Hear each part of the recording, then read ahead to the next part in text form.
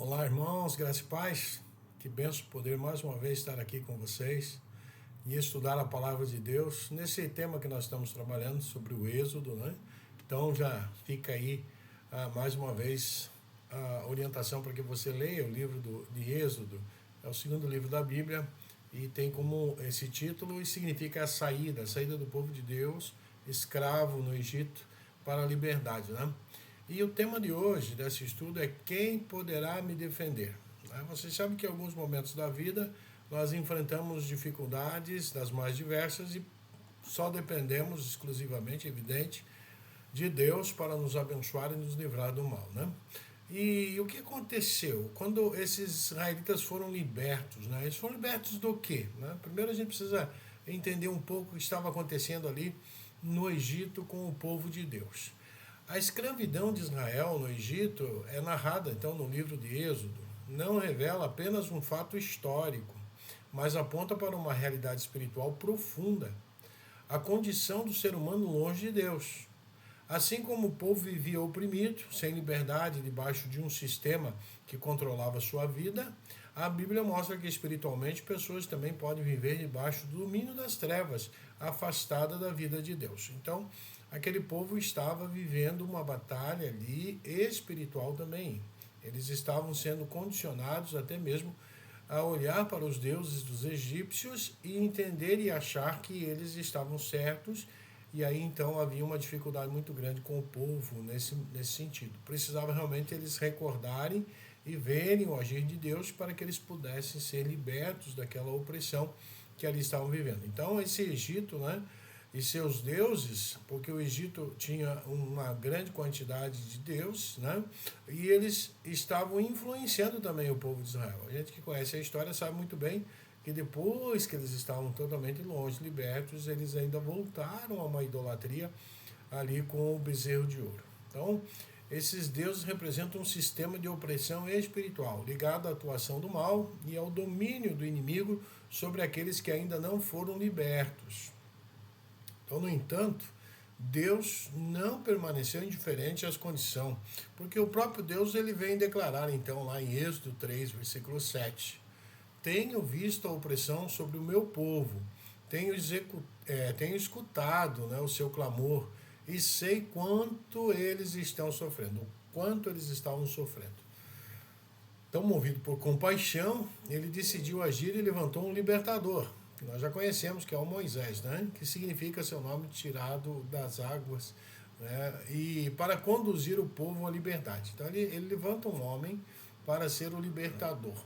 Mas a libertação não aconteceu de forma imediata, irmãos. Deus começou a agir através de sinais poderosos, né, confrontando tudo aquilo que mantinha o povo preso.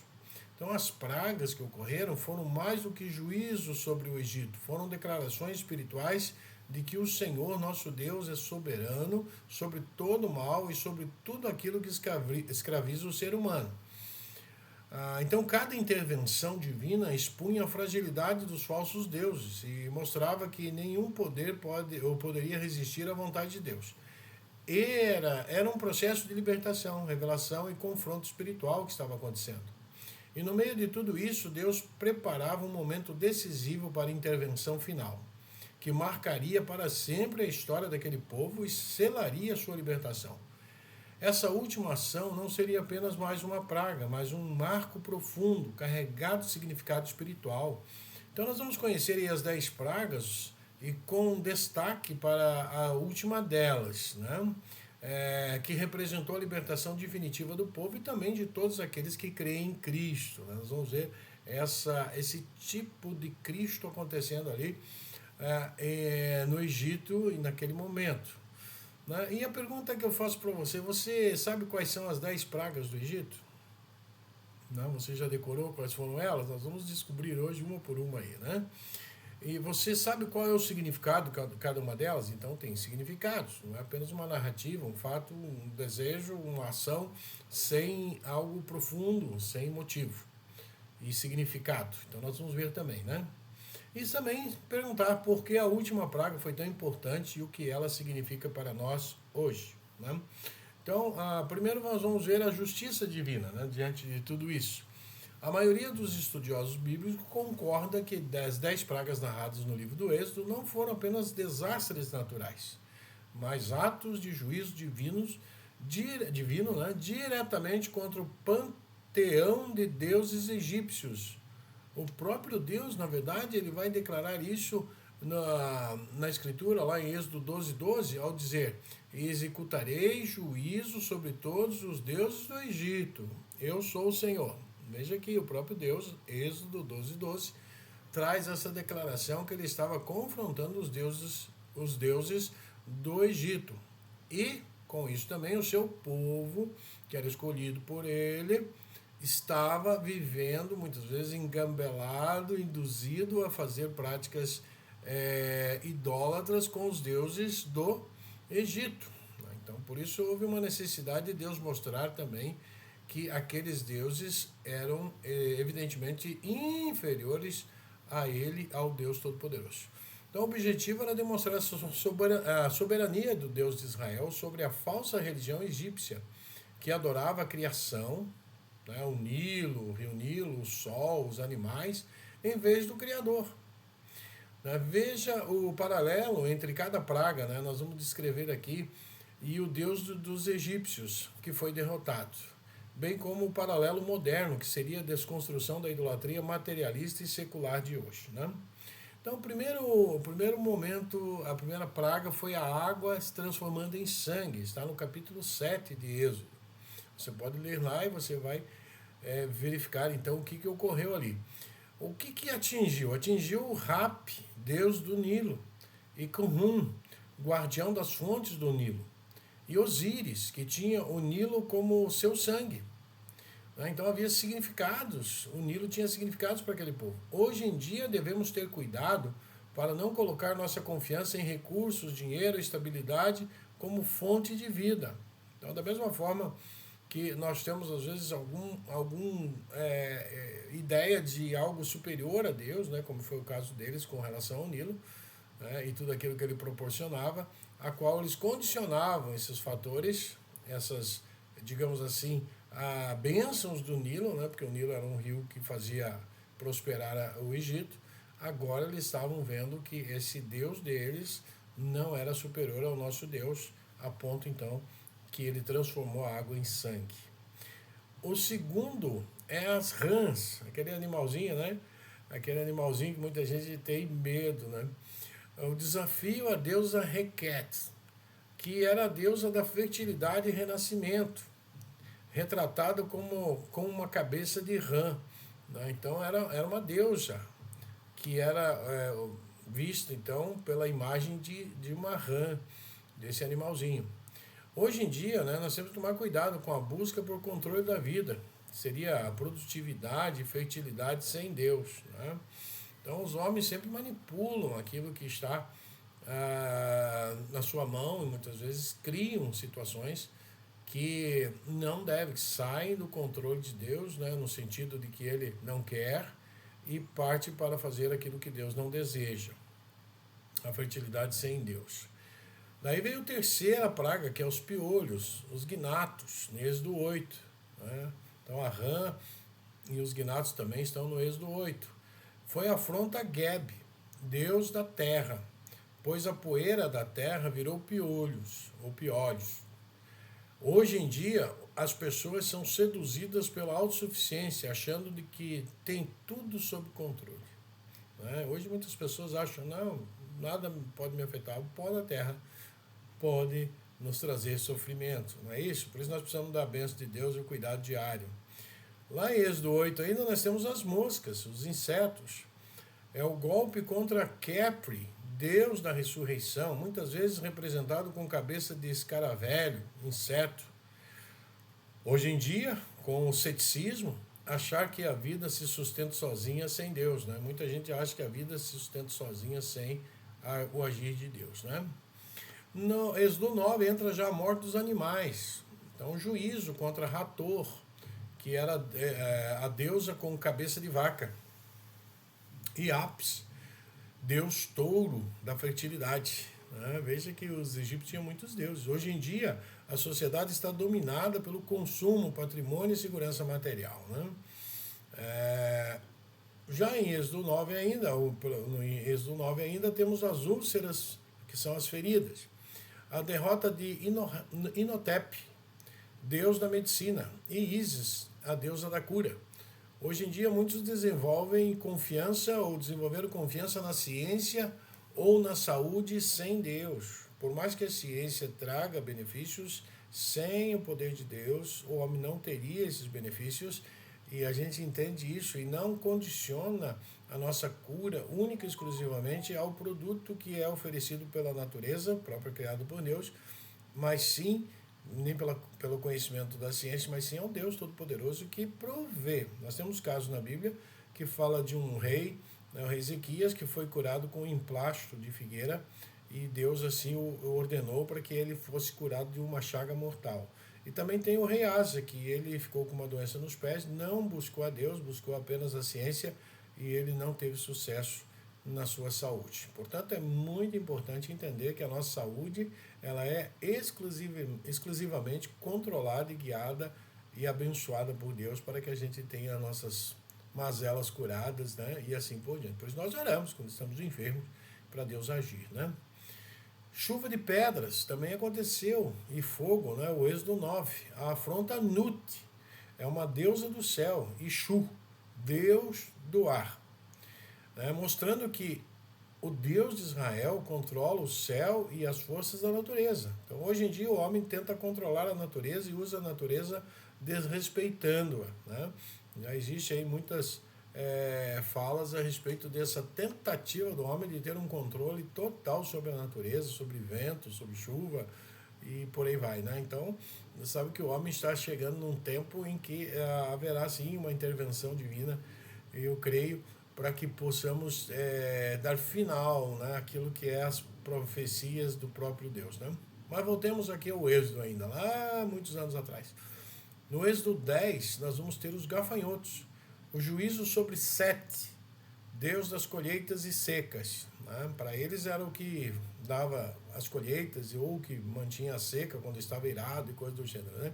Hoje em dia, o homem confia em si mesmo e na produção, na economia e no sucesso humano, né? Então, quando nós falamos de colheitas, tal, a gente sabe hoje que o nosso trigo, né, que é produzido pão e tantas outras coisas, ele já não é mais aquele trigo original. Ele foi manipulado por um homem que conseguiu tirar, sim, as pragas, os insetos que prejudicavam ele, e criou o trigo que nós temos hoje. Então, o trigo do tempo de Jesus mesmo já não existe mais há muitos anos, né? É um trigo diferenciado que nós temos hoje. A escuridão, Êxodo 10 também. Então nós vimos gafanhoto, né? Agora a escuridão, também lá em Êxodo 10.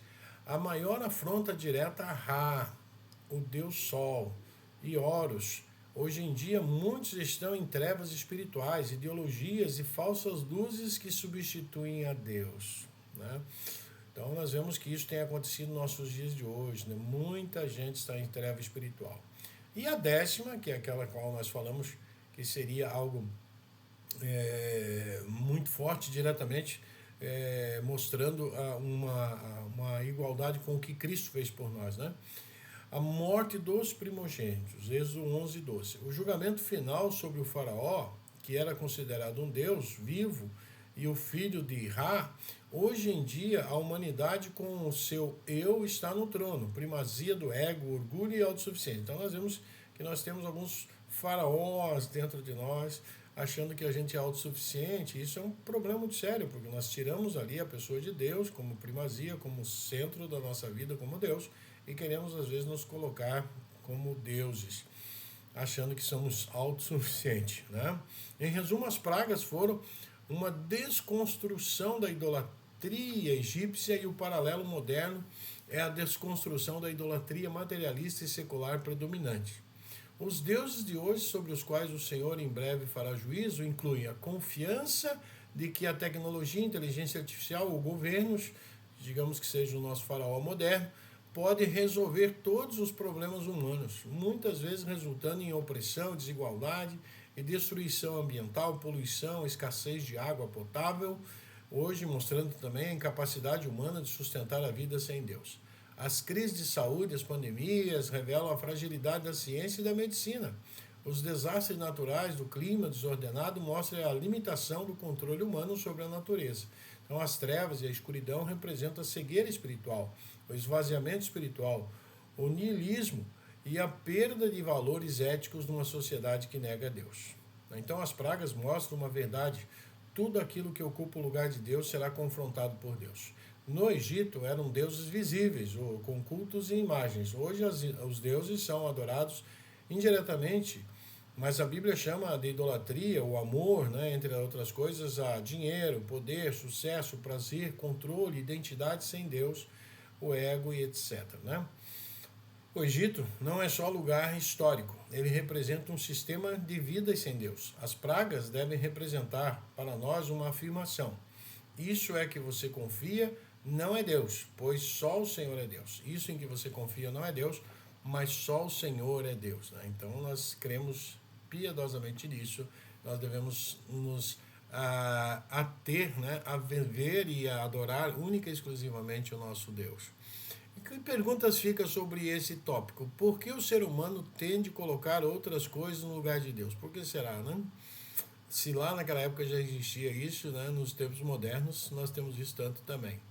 Quais deuses modernos são mais comuns hoje? O que você responderia sobre isso, né? Quais são os deuses modernos hoje, né?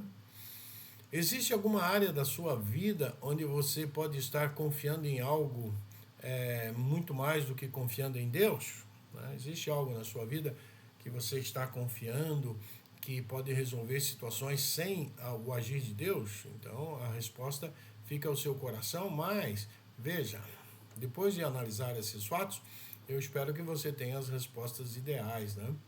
O verdadeiro libertador. A 10ª praga foi um momento decisivo de libertação de Israel. Deus anunciou que julgaria o Egito de forma definitiva, atingindo os primogênitos, mas ao mesmo tempo ofereceu um caminho de livramento para o seu povo. Cada família deveria sacrificar um cordeiro e marcar os umbrais da porta com o seu sangue. A Bíblia diz lá em Êxodo 12, versículo 13. O sangue será um sinal para identificar, né, ou indicar as casas em que vocês estiverem. Quando eu vir o sangue, ou ver o sangue, passarei adiante. A praga da destruição não os atingirá quando eu ferir o Egito. Então, esse sangue nos umbrais de um cordeiro faria identificar aquela casa para que Deus não agisse ali, ou aquelas que ali confiaram na palavra de Deus e assim o fizeram, fossem salvos daquela morte do primogênito da família. Né?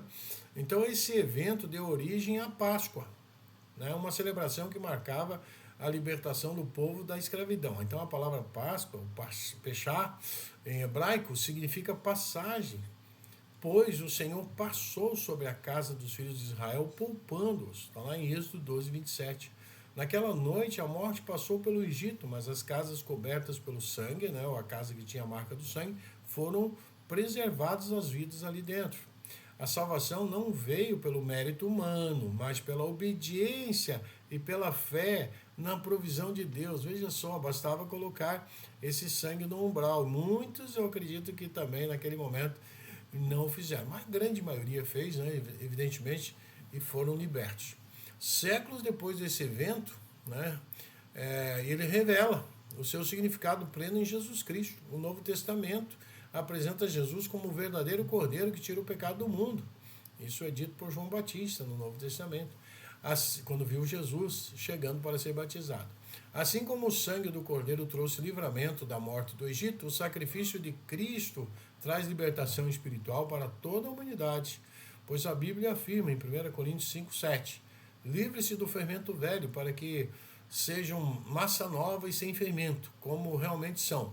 Pois Cristo, nosso Cordeiro Pascal, foi sacrificado. Então, a nossa Páscoa hoje é Jesus. Não há outra Páscoa, não há outro libertador, a não ser o nosso Senhor Jesus, através do sacrifício que ele fez, o sangue do Cordeiro derramado ali na cruz, ele agora nos purifica de todo o pecado. Em 1 Pedro 1, 18, 19 também vai dizer, pois vocês sabem que não foi por meio de coisas perecíveis, como prata ou ouro, que vocês foram redimidos da sua maneira vazia de viver, mas pelo precioso sangue de Cristo, como de um cordeiro sem mancha e sem defeito. Assim como Deus libertou Israel da escravidão do Egito, Ele nos oferece a libertação da escravidão do pecado e da morte por meio de Jesus. Ele é o verdadeiro libertador, aquele que nos resgata do domínio das trevas e nos conduz para uma nova vida. Hoje, todos aqueles que estão cobertos pelo sangue de Cristo podem experimentar perdão, salvação e liberdade eterna. Qual pergunta fica, então, diante desse quadro? Você sabia o significado da palavra Páscoa e como originou essa celebração? Está lá em Êxodo 12, né? Você entendeu a relação entre o Cordeiro Pascal e o sacrifício de Cristo? Você entendeu aquele fato lá no Egito e agora Jesus sendo sacrificado por nós, né? A sua vida e a sua casa estão protegidos pela sua fé no sangue de Jesus? Né? Se você ainda não entregou seu coração a Jesus, faça isso agora. Porque no momento em que você entrega a vida a Jesus, o sangue de Jesus, ele vai te purificar de todo pecado e vai te manter agora com esse sangue como uma identidade de que na hora da separação, na hora da vinda de Deus para cobrar aqueles que estão salvos, esse sangue fará com que você tenha vida eterna e viverá eternamente na presença de Deus. Né? Nós somos dependentes de ter essa marca. Né? E o Espírito Santo, então, vai mostrar para você isso, vai convencer você do que é pecado, do que é a justiça de Deus e o juízo que vai acontecer. Deus nunca disse que não haverá juízo. Ele estava praticando juízo ali com o povo do Egito e ele virá também para finalizar com a humanidade aquilo que ele já tem, evidentemente, anunciado. Para concluirmos, agora que você saiu da escravidão e começou a caminhar com Cristo, entenda que o faraó, o inimigo, não fica contente em ser derrotado e não ter mais controle sobre os antigos escravos. Por isso, a libertação não significa a ausência de lutas. Depois que a gente aceita Jesus, né, a gente passa por lutas. Mas vence, porque Cristo está conosco. Depois que Israel saiu do Egito, o faraó não aceitou perder o domínio sobre o povo e decidiu persegui-los com o exército dele. Lá em Êxodo 14:5 diz assim: quando o rei do Egito foi informado de que o povo havia fugido e faraó e seus conselheiros então mudaram de ideia e disseram: o que foi que fizemos? Deixemos os israelitas saírem e perdemos nossos escravos. É assim que aconteceu. Você vê, parece que eles ficaram meio que cegos, né, diante da morte dos primogênitos e tal, que eles não pensaram naquilo que iria resultar eles libertarem os seus escravos. E eles foram atrás, evidentemente, para tentar recuperá-los. Então, da mesma forma, quando alguém é liberto espiritualmente, é natural enfrentar oposição, lutas e desafios. O inimigo não fica satisfeito em perder espaço. Mas em meio a esse cenário, Deus nos chama a confiar nele. Quando o povo se viu cercado, sem saída diante do mar, com o exército atrás, Deus trouxe a palavra poderosa. Está lá em Êxodo 14, 13 e 14. Moisés respondeu ao povo: não tenham medo, fiquem firmes e vejam o livramento que o Senhor lhes trará hoje. O Senhor lutará por vocês, então somente acalmem-se. Né? Foi exatamente isso que aconteceu. Os israelitas viram uma das cenas mais milagrosas e poderosas da história da humanidade. Tente imaginar a cena e a experiência que eles tiveram. Deus abriu o mar, conduziu o povo em segurança e derrotou completamente o exército inimigo. Êxodo 14, 28 nos diz: a água que tinha se aberto para eles passarem voltou e encobriu os carros e os cavaleiros. Todo o exército faraó que havia seguido os israelitas pelo mar, ninguém sobreviveu. O inimigo de Deus ali foi derrotado pela ação de Deus, não pela força do homem. Foi algo extraordinário e é assim que deve ser. Quem faz justiça é Deus. Nós, seres humanos, quando fazemos algo, tem mais a ver com vingança do que com justiça, porque justiça quem pode operar é o próprio Deus. Né? Creia que a vitória é certa para aqueles que confiam em Deus. Em Cristo temos a garantia final de vitória sobre o pecado, a morte e todo o poder das trevas. Por isso, não retroceda. Dê um passo de fé hoje. Entregue suas lutas a Deus. Obedeça a direção dele. Mesmo quando tudo parecer impossível, o mesmo Deus que abriu o mar continua agindo. E no tempo certo, no timing certo, ele também abrirá o caminho diante de você. Pai, nós te agradecemos, Pai, por esse estudo de hoje, por esse momento tão importante da história da humanidade, que é relatado pelo livro de Êxodo, Pai. Que o Senhor abençoe-nos para que nossas vidas estejam já cobertas pelo sangue de Jesus e livre de toda e qualquer ação do inimigo em nossas vidas, Pai. Que nós tenhamos essa mesma proteção do teu povo, escolhido pelo Senhor. que foi liberto do Egito pela ação miraculosa do Senhor. Porém, Senhor Deus, que permaneçamos na tua presença, sem jamais nos desviar, sem voltar atrás, confiantes plenamente em que o Senhor é o único Deus que salva, liberta, que nos cura, que nos abençoa e nos livra de todo o mal, principalmente nosso inimigo, que o Senhor nos abençoa nos cuidando. Em nome de Jesus, amém. Então Deus abençoe a tua vida, uma ótima semana, né? Que Deus continue te abençoando. Até o próximo encontro nosso aqui pelas células online e que a bênção do Senhor esteja sobre a tua vida, né? Sempre lembrando que esses estudos são parte da Igreja Batista Central de Belo Horizonte e que nós temos o privilégio, abençoado por eles, de utilizar em nossas células aqui também em Curitiba e região. Que Deus abençoe, um ótimo final de semana, com a bênção de Deus, em nome de Jesus. Amém.